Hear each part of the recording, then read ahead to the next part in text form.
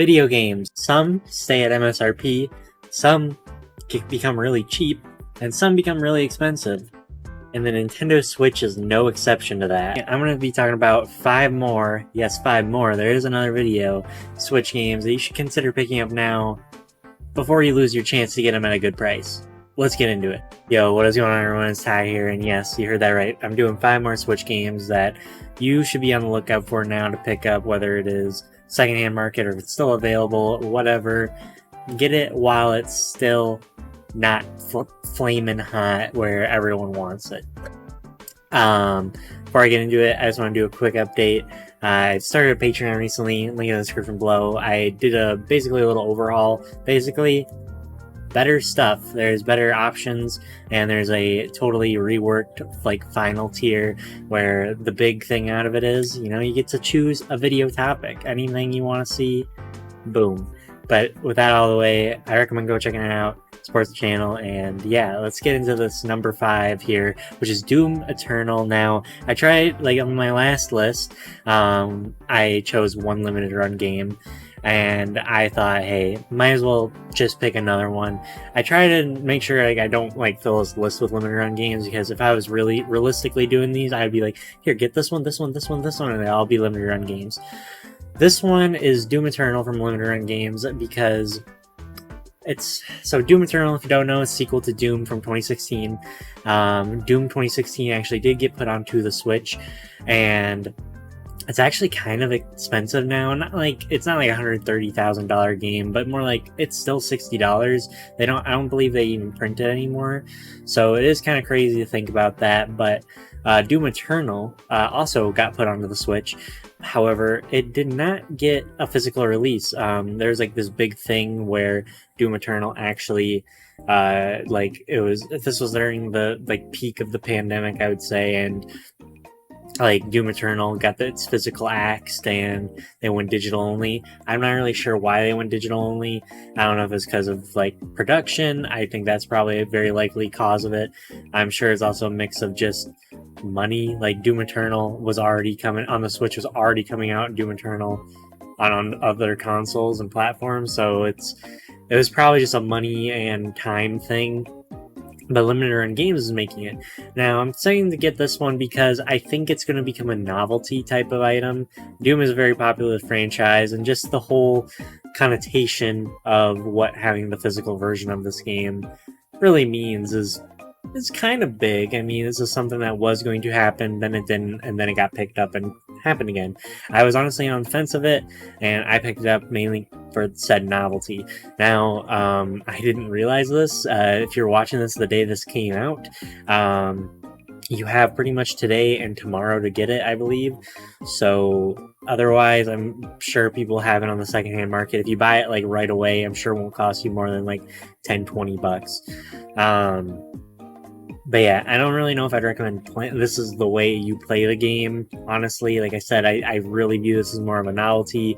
The game is cheaper on all their platforms and runs a lot better. It does work on the Switch. It actually works pretty well, but it's a great game nonetheless. So I also think that's why it'll be popular as well. Alright, number 4 here, I got Shovel Knight Treasure Trove. Now, this game you can get it for $20-30 still. And why I put it on here, it's mainly because looking at the 3DS version has gone from anywhere from $40 to $60, and I mean that's about, I don't remember how much it retailed for. I'm sure it was close to 40 or 30 when it physically released on 3DS.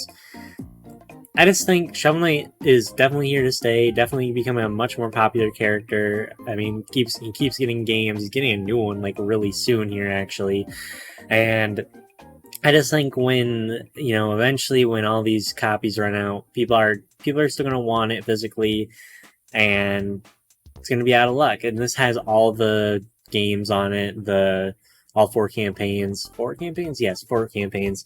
And the battle mode, and I'm sure other goodies that I'm not aware of. Shovel Knight is a fantastic game as well, so honestly, if you're just looking for a good time, go ahead and get it while it's cheap. It might stay cheap, I don't know, but I just thought it was worth putting on here just because of its past on another Nintendo console. Next here I got Cruisin Blast. Cruisin Blast is a arcade racing game as well. It's also been on home consoles. How I was introduced to it actually was the licensed Nintendo arcade game. I think Cruisin Blast USA. Very fun, very flashy, very cool. This is a very arcade racer. It's not like a serious one like Forza, and it's not like wacky. I mean, it is kind of wacky, but it's not like chaotic, I guess, like Mario Kart. There's not like items like that. This is like a traditional arcade machine racing game. It is very fun. He races a freaking dinosaur in this one. This is not like published by Nintendo or anything. The arcade machines like have Nintendo on it, but it's not really like, it's a franchise that I would say is associated with Nintendo, but Nintendo doesn't like own it or anything to my knowledge. So if you're looking to get like Nintendo published games, this isn't one of those. But I honestly think that people are going to be looking down the line for like these fun arcade games to play, and Switch doesn't really have a lot of racers like that, especially physically. I honestly can't think of one like it. I'm sure it's out there. But yeah, Cruisin Blast, very cool game. Sadly, it doesn't have online either. They said if it did well enough, it would get it, and I don't think it did. So that's kind of unfortunate. But I just think this has a chance to becoming something like, oh, this is like one of these hidden gems on the Switch, and then everyone's going to want it. Whew. Number 2 here, we got Mario 3D World plus Bowser's Fury. And now, obviously, the reason why you should get this on the Switch is for 3D World, of course. No, Bowser's Fury. Now, Bowser's Fury, haven't played it yet. I really recommend you play it because it is awesome. It is a glimpse at some new Mario we have not seen yet, really. Somehow they figured out how to make the 3D, 2D Mario games even expanded even further into like an actual 3D Mario game. I'm sure Bowser's Fury is like a test of something they want to make, or it may be an idea they had and just didn't know how to make it into a full game. But it is very unique, and I would be surprised to see it on any other Nintendo console further, just because of the circumstance. It wouldn't be really worth it as its own game alone. I mean, although I feel like it could be being realistic, seeing just Bowser's Fury on the shelves, I don't think I would ever want to get it knowing just how much is in it. There is a lot, but at the same time, comparatively to other Mario games, not really. Not really. So I do recommend getting this because people are going to be wanting that Mario experience, because it is a 3D Mario game at the end of the day, and one that we probably, again, will not get on anywhere else. I would love to be wrong. Bowser's Fury is great. I just don't see how they would do it.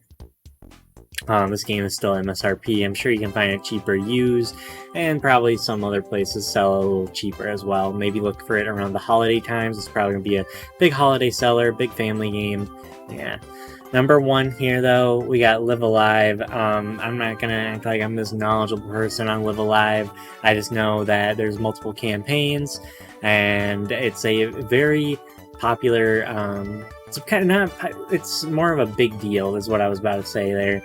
It never got an English translation up until this point, like an official one. This is the first way we get it. It's a beautiful looking game, and at the moment, it's only on the Nintendo Switch. I could see it coming to other platforms, giving it in a year or so, but at the moment, it doesn't look like it, and it's only a $50 game right now, and I'm sure it's bound to go on sale some point soon, and I'm sure it's probably not getting the hugest print run on the Switch, because, I mean, I'm sure it's doing what they expected. I don't know what they expected, but the advertising was there, but it didn't feel crazy. I just feel like it's set up to be something where people are like, wow, this is one of the greatest RPGs the Switch has to offer, and not enough people picked it up. So there you guys go. Those are my 5 more games I recommend getting on the Nintendo Switch.